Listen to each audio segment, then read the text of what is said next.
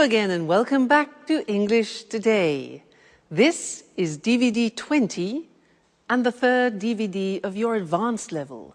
And in this DVD, we'll start with another 2 episodes of our story, That's Life. And then in our special TV programs, there'll be a discussion about how to manage change, known as change management. Then we'll move on to cinema and take a closer look at Star Wars. Then, in the grammar section, we'll look at ways of expressing your opinions in English. Then we'll study the construction used to, which we use when we're talking about habits. All right? So, have fun.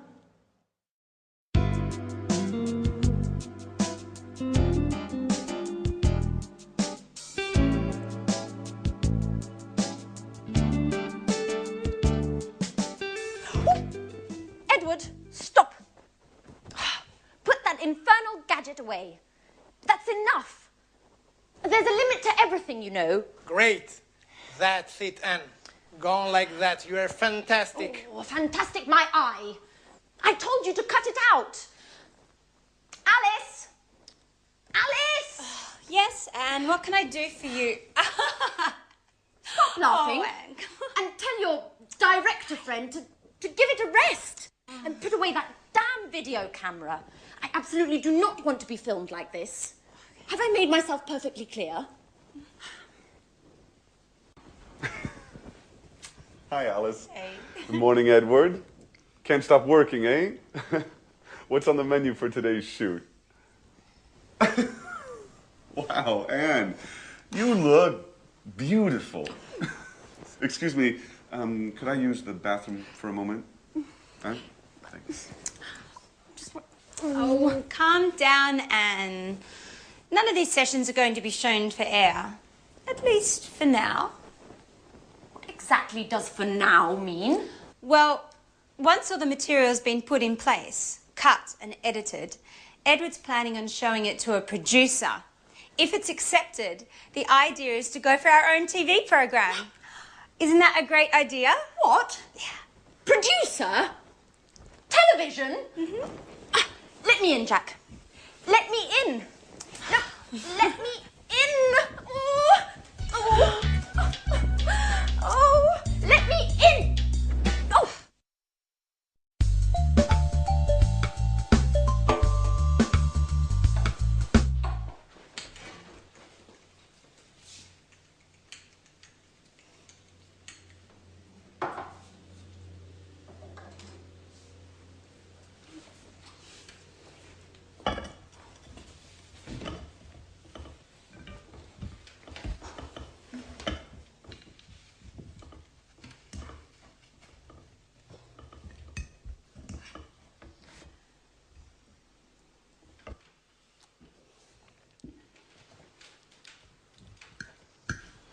So, Anne, what do you think of Edward?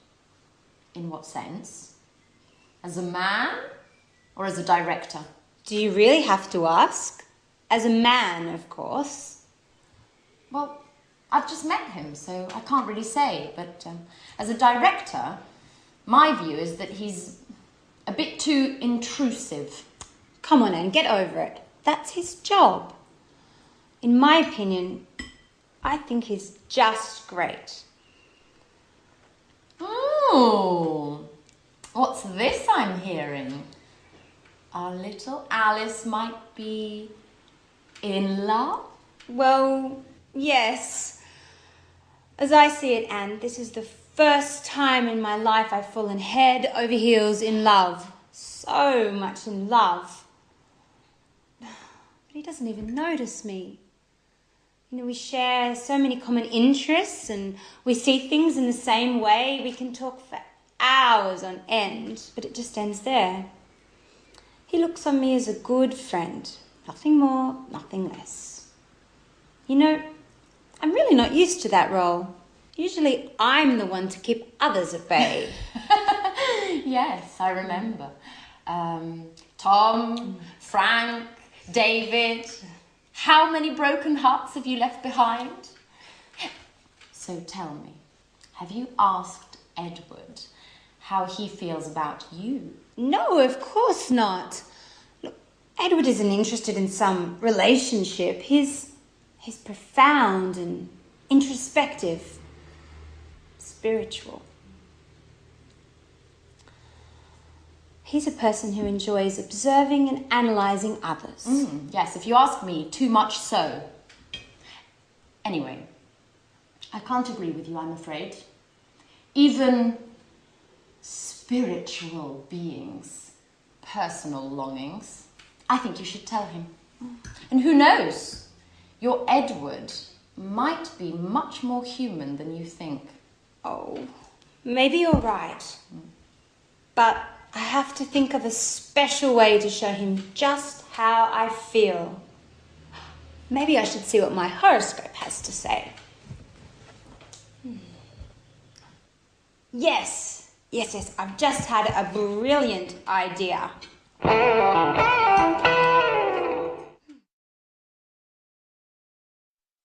Hello again and welcome back to your live English language TV program. Did you hear in that episode how the girls were talking about their love problems? They were exchanging opinions about their love problems. Well, that's what I want to study with you now, is how do you express your opinion in English and how do you ask other people for their opinion? Now, to do this, I want to talk about an article which I read yesterday, in fact, in this magazine about women. And the article made some statements, and I want to ask you what your opinion is about the statements that I read, and I will tell you mine, all right? Well, I read this. Women are less rational than men. Women are less rational than men. What do you think about that?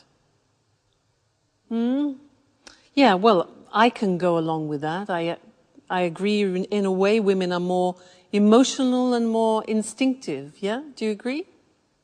Next thing. Other thing they said is women are less intelligent than men. Women are less intelligent than men. Now, what do you think about that? Well, I totally disagree with that. I don't know about you. Women are less intelligent than men. Who wrote this article? Men are stronger than women. Do you agree? Well, yeah, I mean, physically, men usually are stronger than women. Maybe emotionally and morally, we could debate the fact. Yeah? Maybe? Okay. Next one. Men make better leaders than women. Do you agree with that? Yeah, up to a point. I mean, most of the leaders in this world are men. But maybe it's because women haven't had enough chance to be leaders yet. Who knows? All right, and the last one is a woman's place. A woman's real place is in the home. What do you think about that? I totally agree. A woman's place should be in the home. Nice article. Let's move to language. Maybe it's better. Let's talk about the language we use when we give opinions. And let's use the screen. So, asking for somebody's opinion, how can you do that? Well, you can say, what do you think about that? What do you think about that? Simple question. Or, what's your opinion? We can also ask, what do you feel about that, which is more related to emotions rather than to the intellect. So, what do you feel about that? Or, what are your thoughts? What are your views about that? All right, so those are all ways of asking for somebody's opinion. When you want to give your opinion, you can say, I think, I feel, in my opinion, we should. My view is that we should, my view. Or as I see it, I think we should. All right, so that's giving opinions. Now, often you want to talk about agreement. Now, how do you ask a person for agreement? We don't say, "Are you agree?" Many languages translate that wrongly. It's not "are you agree," but "do you agree with me?" All right? Do you agree? Be careful. Do you agree? Another alternative is "do you go along?" Go along means have the same opinion. Do you go along with that? All right? Now, imagine that you want to agree totally with someone. Do you agree with that? Exactly. You can say, "I totally agree with you. I completely agree with you." You can say, "Yeah, I go along with that. I agree with that." You can also say, "That's right. Exactly," or "absolutely." Those are all ways of agreeing totally. Now imagine that you agree sort of, you agree partially. The language here is, "Yeah, that's a good point, but I agree with you up to a point. I agree with you up to a point." So that's partial agreement, but not total agreement, all right? Now, disagreement. To be polite, you can say, "I can't agree with you, I'm afraid." If you say, "I don't agree with you," that's quite aggressive. So it's better to say, "I can't agree with you, I'm afraid," for example, if you're in a meeting. But if you want to be aggressive, you can say, "I totally disagree with you." All right, so that's an aggressive disagreement. And you could also say, "Oh, come on. Come on." All right? So there, we looked at exchanging opinions, giving opinions, asking for opinions, and then talking about agreement, agreeing totally, partially, and disagreeing. I'm sure you'll find that very useful because it's what we do every day. All right? So happy practicing and see you in the next lesson. Bye.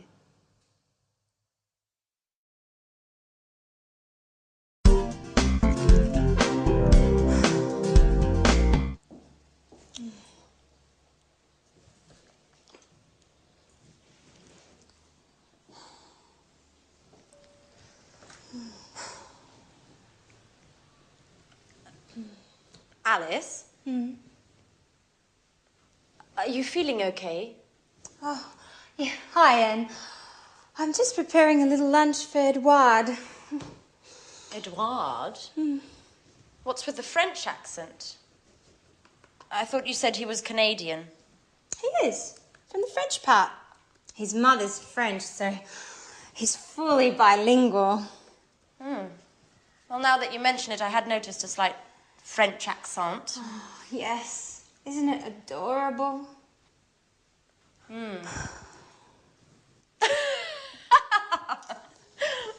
Well, I must say, love does work wonders. I'm not at all used to seeing you as a housewife. Well, to tell you the truth, I haven't got used to it yet.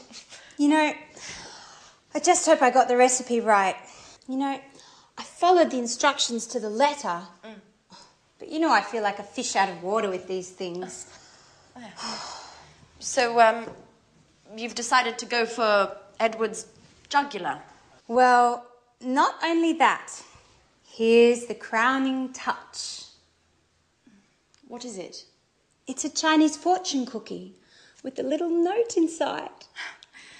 What a romantic idea. Do you think?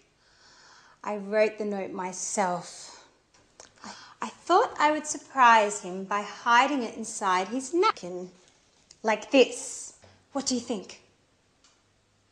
I think it's just perfect. You'll see. It will go straight to his heart. Oh. Wait, stop.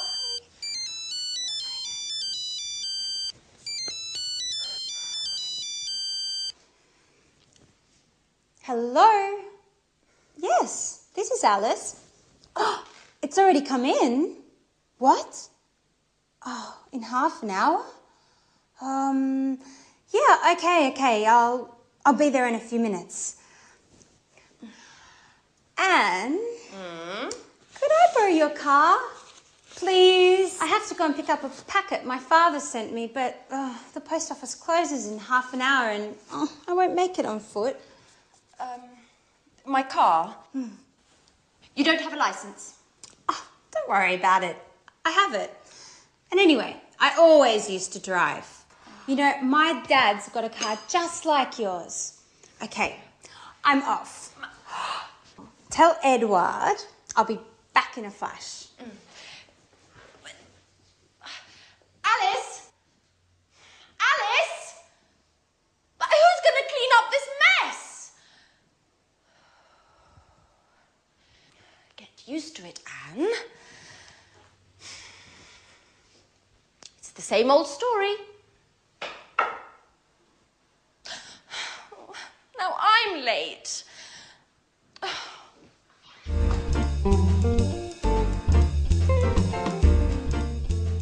Oh, I can't believe I always get myself into these situations. I'm late and here I am helping Alice with her grand plan. I am. Oh, hello. Oh, that smells great. My compliments to the chef. Oh, no, Edward. It's not like you think. I have to go. I've got a meeting with my boss. Alice has just gone out. She told me to let you know that she'll be returning soon. Bye-bye. Well, I'm starving. What's this? A little note? A little delight for the man who's got my heart racing. What? What's this all about? There must be some mistake. Oh, well, yes, this is my napkin. Who could have written this? Oh my God! Anne! But she was just here and she was so shy. This is getting interesting. Anne is very cute. So what am I going to do now? I'm not used to these things. Now, where has it gone? Well, it's not here. It's not there either. Edward? Yes? Have you seen my mobile phone? Oh, no, here it is. Thanks.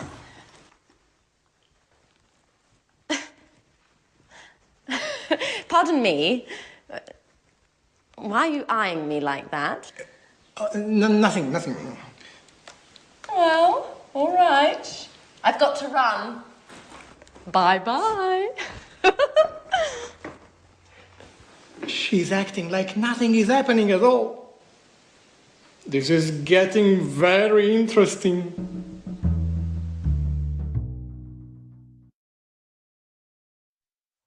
Hello again and welcome back.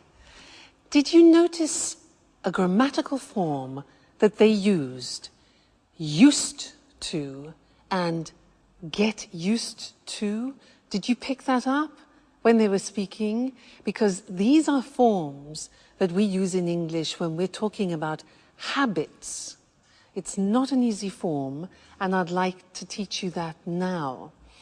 And to do that, to give you an example of the grammar in action, I want to talk to you about when I moved to Italy and I lived there for some time, and I had to change some of my habits. I had to adopt some Italian habits. I had to get used to new things, all right? So I'm going to use the grammar construction as I talk about this. Try and listen and pick it up. Now, I wrote a list actually because really fascinating. You would think that Italy and England being very close wouldn't be very different, but in fact there are some noticeable differences. For example, driving on the right. I had to get used to driving on the right. In England, we drive on the left. So you can imagine it's a question of life and death. So the first thing was, I had to get used to driving on the right. You hear that? To get used to driving on the right. Now that means that I had to adopt a new habit, to get used to doing something. We'll look at the grammatical form after. For now, just listen how I use it, all right? Another thing. Oh yeah, Italian driving. I had to get used to Italian driving. Red lights are not really red lights. Red lights, traffic lights, are negotiable. And I had to get used to being very flexible driving on the roads in Italy, I can assure you. Now, speaking Italian. Now, when you speak Italian, you divide the world into masculine and feminine. And you know that in the English language, we don't have masculine and feminine. For table is neutral, whereas in Italian, it can be masculine or feminine. For example, computer is masculine. So I had to get used to dividing my world into objects, which are masculine, and feminine, which for an English person is really quite a challenge. So another thing was rolling my R. In English, we don't say R. It doesn't exist. But in Italian, for example, if you want to say red, you have to say rosso. R. It took me 1 year to learn R. So I had to get used to rolling my R. Terrible. Coffee. In England, we have mugs of coffee like this. In Italy, I had to get used to small amounts of strong coffee. So that was a new habit. But then I found cappuccino, so that was the alternative. And the last thing that I had to get used to was the Italians gesticulating. The Italians use many gestures like and they use their shoulders, and noises as well.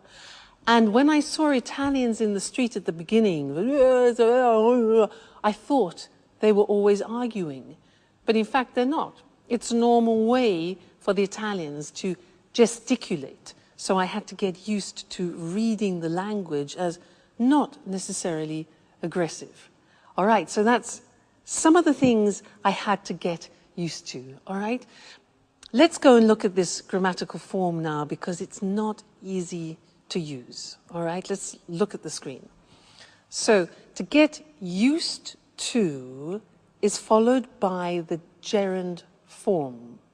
And it describes this process of changing and taking on a new habit. Look at the examples. I'm getting used to speaking Italian every day. Used to speaking Italian.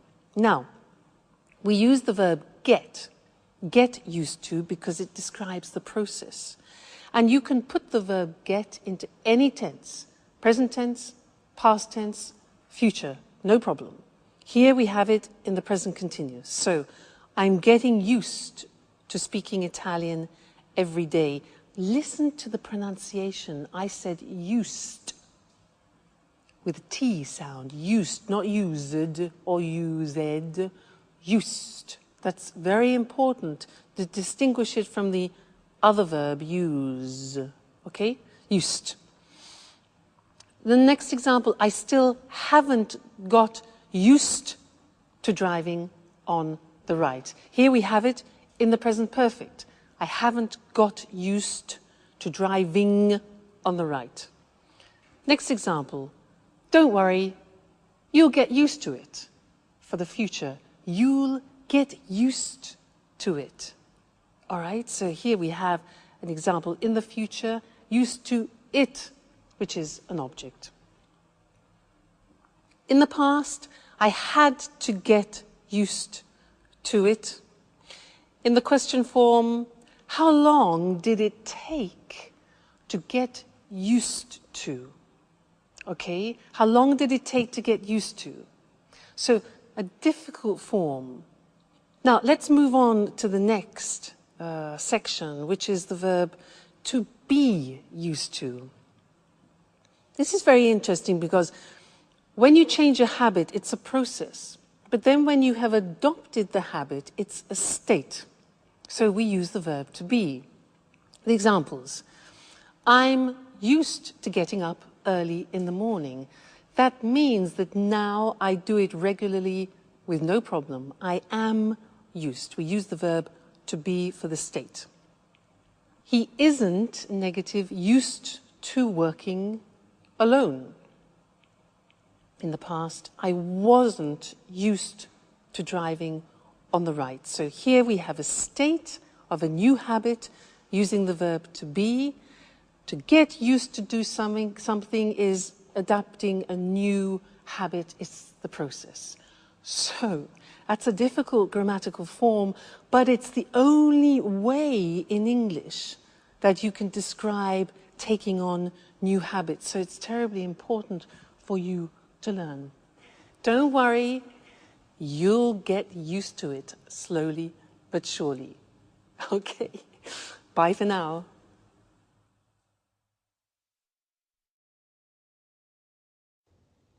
Hello, and welcome to this week's edition of Let's Talk, our evening discussion program with our commentators, Tom and Marie. Good evening, everyone. Good evening. According to a recent report from the EU on the economies of the Eurozone, many companies are going through a difficult period. Senior managers are realizing that business as usual is no longer possible. Many companies need to embrace radical change in order to survive. What do you think about this situation? Well, it's true that today companies must face up to the fact that they may have to change the way they do business. New technology is making this change necessary, and new competition can result in a company having to completely rethink its business plan. I agree. Another example is when a company decides to enter a new market and becomes very successful. This success can require changes to the way the company does things. All these situations result in changes being needed to the way a company operates. It's not easy to make changes to the way a company operates and the way people work. How can a company do this successfully? Well, there's been a lot of research on this topic. It's called the change management process. I see. So what are the elements of a successful change management process? Where do you start? Well, it's important to analyze the situation carefully before embarking on a process of change. A good analyst will identify the key areas of a company's operations that need to be changed. Then an effective change strategy needs to be drawn up. This says exactly what needs to be changed. That's right. Input to the strategy can come from the management team or an external consultant. In addition, all the company's workers should be asked for ideas. Sorry, I don't quite follow that. Do you mean that the workers in a company should be able to decide what changes are made? No, that's not what I mean. Everyone in the company should be canvassed for suggestions on changes that could be made to the company. This enables employees to buy into the change process. They feel included and are more likely to implement the changes once they've been decided. Okay, I see. It's clear now. So, lots of people input into the change strategy.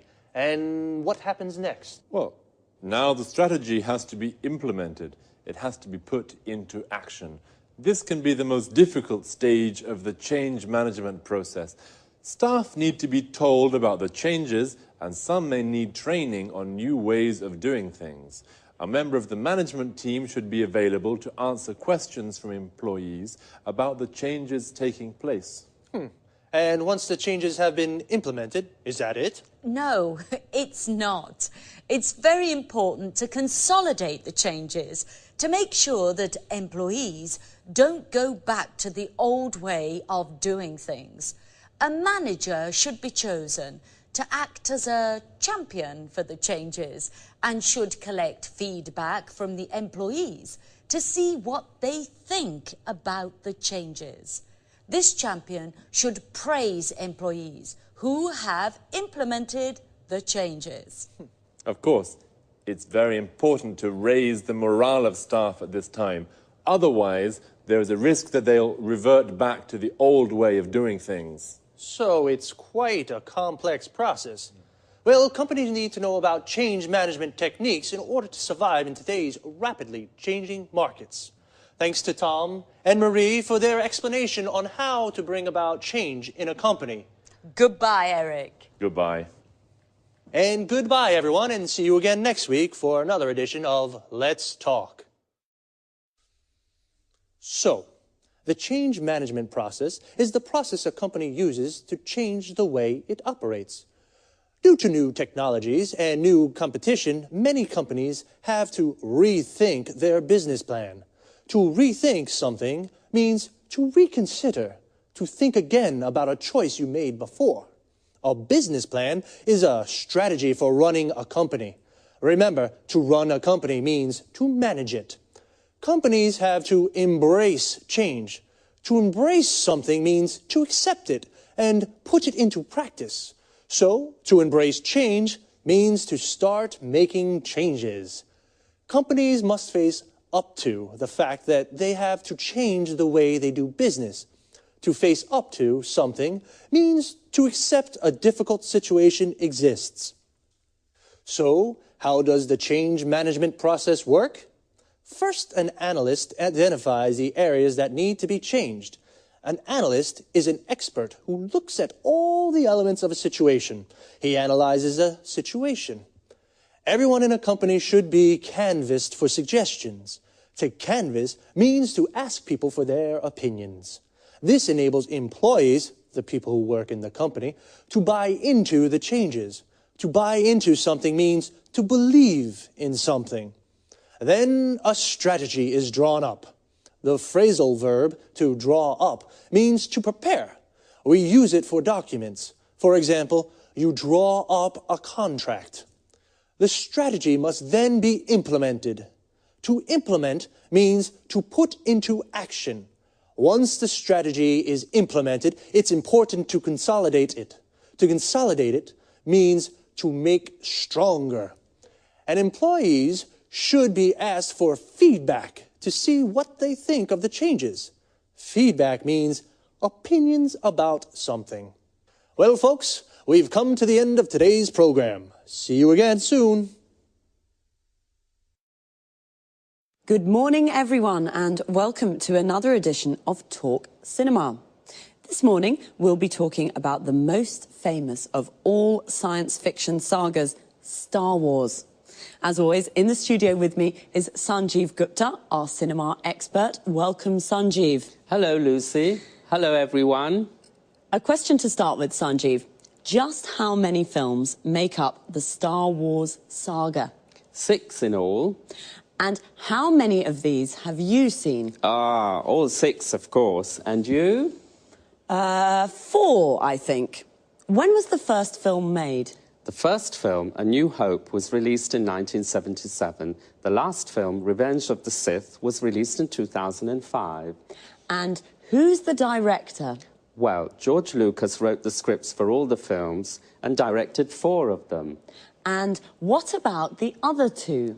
Irvin Kershner is the director of The Empire Strikes Back, and Richard Marquand directed The Return of the Jedi. What's so special about the Star Wars films, Sanjeev? Lots of things, actually, Lucy.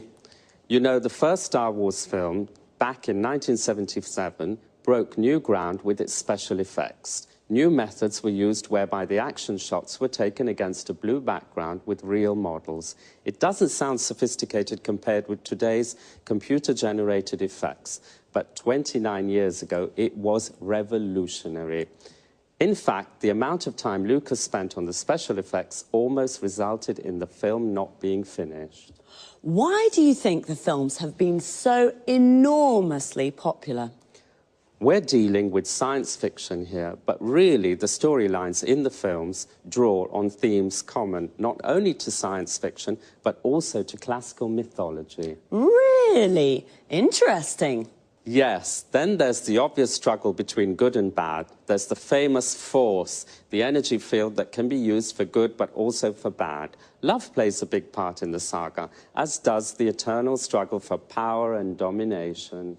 Love, power and domination, yes.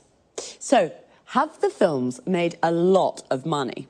It's been estimated that the films, along with the TV series, books and video games that have been made around the Star Wars theme, have generated $20 billion over the last 29 years. So, $20 billion, yes, that's rather a lot of money. And what about the music in the movies? I really love the music. Yes, I think the music has played an important role in helping people to remember the films. John Williams composed the scores for all 6 films. The style he uses has changed as the years have gone by. In the first films, he associated leitmotifs with each character, quite a simple approach. In the later films, he changed his mind and took a richer, more sophisticated approach to the music. One last question. Is the saga definitely complete now? I wouldn't bet on it. There are rumours that George Lucas may be working on a sequel, but for television, not for the cinema. So, we may be seeing Luke Skywalker again soon. Wonderful. Well, thanks, Sanjeev, and goodbye. Goodbye. To all of you and Sanjeev, may the Force be with you. Goodbye. Now, let's have a look at some of that vocabulary we just used. So, 6 films make up the Star Wars saga. To make up something here means to go together to form the whole of something. The 6 films form the entire saga. To make up something is a phrasal verb that can also mean to invent something. For example, I made up a story means I invented a story. The first Star Wars film was released in 1977. We say a film is released when it can be seen at the cinema for the first time. It broke new ground with its special effects. To break new ground means to do something for the first time. It broke new ground because it was the first film to shoot the action shots with real models. An action shot is a scene of a film with action. For example, a car chase or a battle. And what are special effects? They're visual effects added to a film after the shooting has been completed. The shooting is the filming process of a film. The special effects used in the first Star Wars films were not very sophisticated compared with the computer-generated effects of today's films. Computer-generated effects are special effects that are made using a computer. The soundtracks of the Star Wars films have also become very famous. The soundtrack of a film is its music. In the first films, John Williams, the composer of the soundtracks, associated leitmotifs with each character. A leitmotif is a reoccurring musical or visual theme associated with a particular character, situation, or emotion. Well, we have, as usual, run out of time, so goodbye for now.